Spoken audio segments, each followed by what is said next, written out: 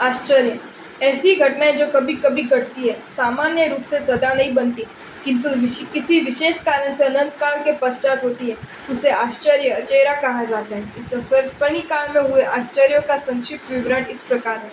पहला उपसर्ग, अत्यंत पुण्यशाली आत्मा ही तीर्थंकर पद को प्राप्त करती है।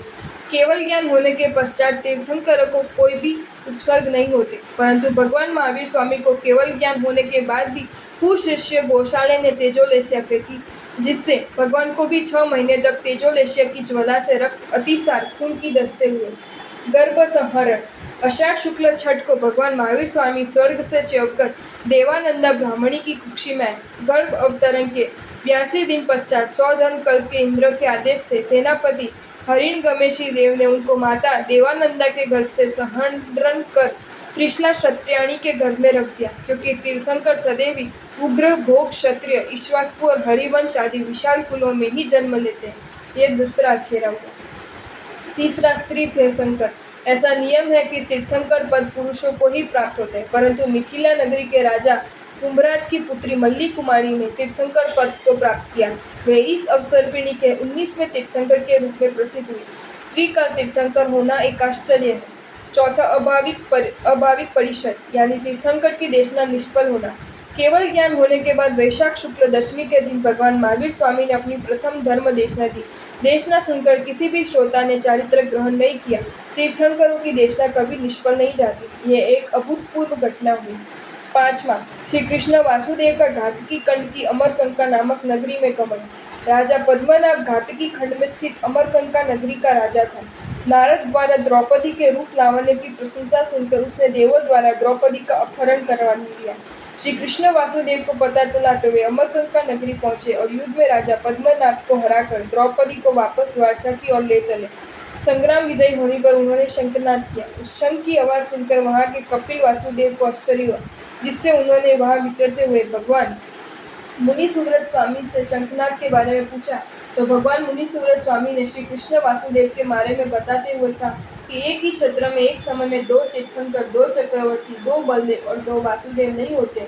ये सुनकर कपिल वासुदेव को श्री कृष्ण वासुदेव से मिलने की तीव्र इच्छा जागृत हुई और सीधे समुद्र तट पर पहुंचा, परंतु श्री कृष्ण वहां से जा चुके थे। दूर जाते उनको देखकर उन्होंने शंखनाद करके मिलने की इच्छा प्रकट की। प्रत्युत्तर में श्री कृष्ण ने वापस शंखनाद करके अपने बहुत देर निकल आने पर वापस लौटने में असमर्थता जताई। यह शंखनाद के माध्यम से दोनों का मिलन हो गया। ये अचेरा हुआ। छठा, सूर्य और चंद्र एक साथ अपने शाश्वत विमानों में आना। कौशाम्बी नगरी में विराजित भगवान महावीर स्वामी के संवत्सरण में सूर्य और चंद्रदेव अपने अपने शाश्वत विमानों से भगवान को बंधन दर्शन के लिए आए। सूर्य और चंद्रदेव का शाश्वत विमानों से आना एक आश्चर्य है, अन्यथा वे उत्तर वेक्रीय विमानों में ही आते हैं। सातवां, हरिवंश कुल की उत्पत्ति। स्वधर्म देवलोक के किल्बिष देव ने हरिवंश क्षेत्र से हरिहरिणी नाम की युगल का अपहरण कर लिया और भरत क्षेत्र की चंपा नगरी में ले आए। वहां के राजा चंद्रकीर्ति की मृत्यु हो गई। किल्बिष देव ने देववाणी की। उसे सुनकर वहां के मंत्री आदि ने हरि को अपना राजा बना लिया। हरि राजा बना, शादी की, उससे हरिवंश कुल की उत्पत्ति हुई। दोनों मरकर नरक में गए। युगलिया मरकर केवल देवगति में ही जाते हैं और ये नरक में गए, इसलिए इसे अच्छा माना गया। चमरेंद्र का स्वधर्म कल्प में जाना। असुरों की नगरी चमरकंका के इंद्र चमरेंद्र ने एक बार अपने अवधि ज्ञान से स्वधर्मावतंसक विमान में स्वधर्मेंद्र को देखा तो क्रोधित होकर सोचने लगा, ये स्वधर्मेंद्र मेरे सिर पर बैठा है, इसे सबक सिखाना चाहिए। वह उसे युद्ध करने स्वधर्म कल्प की ओर चल दिया। स्वधर्मेंद्र की सभा में पहुंचकर उसने अपने शस्त्र से स्वधर्मेंद्र पर प्रहार किया। स्वधर्मेंद्र ने भी प्रतिकाल में वज्र फेंका। चमरेंद्र वज्र से डरकर भागता हुआ सीधा भगवान महावीर स्वामी के पास आया। भगवान के पैरों के पास जाकर छिप गया। स्वधर्मेंद्र ने जब ध्यानस्थ भगवान को देखा तो वज्र को वापस खींच लिया और भगवान को बंधन कर चमरेंद्र से बोला, भगवान की कृपा से तुम बच गए, जाओ अब तुम मुक्त हो, भय मत करो। ये कहकर लौट गया। चमरेंद्र बच गया। चमरेंद्र का स्वधर्म कल्प में प्रवेश करना एक आश्चर्य है। नौवां, उत्कृष्ट अवगाहना वाले 108 सिद्ध नहीं होते। इस अवसर्पणी काल के सुषमा दुष्मा नामक तीसरे आर्य में भगवान ऋषभदेव अपने 99 पुत्र एवं 8 पौत्रों के साथ मोक्ष में पधारे। एक साथ 108 जीव, 99 पुत्र, 8 पौत्र एवं स्वयं भगवान ऋषभदेव सिद्ध हुए। उत्कृष्ट अवगाहना वाले एक साथ 2 ही व्यक्ति सिद्धगति प्राप्त कर सकते, परंतु एक साथ 108 व्यक्तियों में सिद्धगति को प्राप्त किया, ये आश्चर्य है। 10. असंयतियों की पूजा। 9वें तीर्थंकर श्री सुविधिनाथ भगवान के निर्वाण के कुछ समय पश्चात साधु परंपरा का विच्छेद हो गया। लोगों ने सभी श्रावक को ही धर्म का ज्ञाता समझ लिया।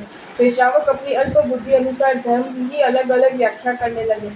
लोग इन श्रावकों को ही ज्ञानी समझकर इनकी पूजा करने लगे, दान देने लगे। पूजा प्रतिष्ठा से उनके मन में अभिमान उत्पन्न हो गया और वे धर्म के नए नए नियम रचने लगे। सोना, चांदी, गौ, कन्या, हाथी, घोड़ा आदि दान में देने लगे। धर्म के नाम पर पाखंड चलने लगा। हमेशा संयति ही पूजे जाते, मगर इस अवसर्पणी काल में असंयतों की भी पूजा हुई। यह अछेरा हुआ। उपर्युक्त इस 10 अछेरे निम्नलिखित तीर्थंकरों के शासन काल में हुए। पहला, उत्कृष्ट अवगाहना वाले 108 एक समय में सिद्ध हुए, श्री आदिनाथ भगवान के तीर्थ में। दूसरा, हरिवंश कुल की उत्पत्ति, श्री शीतलनाथ भगवान के तीर्थ में। तीसरा, श्री कृष्ण वासुदेव का अमरकंकर में जाना, श्री नेमिनाथ भगवान के तीर्थ में। चौथा, स्त्री का तीर्थंकर होना, श्री मल्लीनाथ भगवान के तीर्थ में।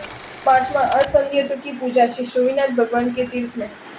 छठा, शेष उपसर्ग, गर्भ संहरण, अभावित परिषद, सूर्य चंद्र का मूल विमान से उतरना, चंद्र का ऊर्ध्वगमन, ये 5 अचेरे श्री महावीर स्वामी के तीर्थ में हुए हैं। आपको ये वीडियो अच्छा लगा हो तो इसे लाइक करें और शेयर करें, और ऐसे ही नए नए वीडियोज़ देखने के लिए सब्सक्राइब करें हमारी channel Jain facts and stories को।